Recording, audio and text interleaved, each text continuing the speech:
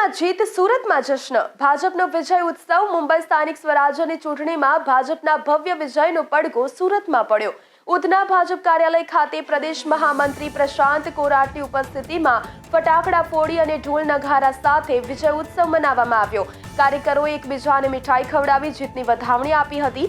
મુંબઈની જીતને આગામી ચૂંટણીઓ માટે ભાજપના વધતા પ્રભુત્વ તરીકે જોવામાં આવી રહી છે.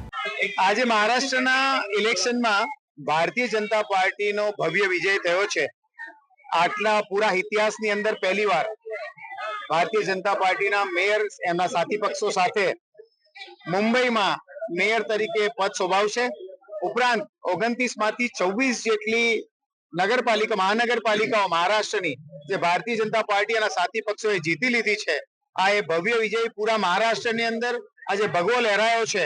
માનનીય પ્રધાનમંત્રી નરેન્દ્ર મોદીજી કે જેમણે આ એક સાહસિક કદમ, જેમ કે ડેવલપમેન્ટની વાતો કરી આપણે, કે બીજા કોઈ પણ ક્ષેત્રની હોય, પછી એ ધાર્મિક વાત હોય, રામ મંદિર હોય, 370 ની કલમ હોય, આ દરેક વાત ઉપર મહારાષ્ટ્રના લોકોએ ધ્યાન આપ્યું અને એના જ કારણે ભારતીય જનતા પાર્ટીના કાર્યકરોને અને એમની સાથે જોડાયેલા સાથી પક્ષોને એમણે ચૂંટવામાં બહોળા મતથી એમને વિજય અપાવ્યો.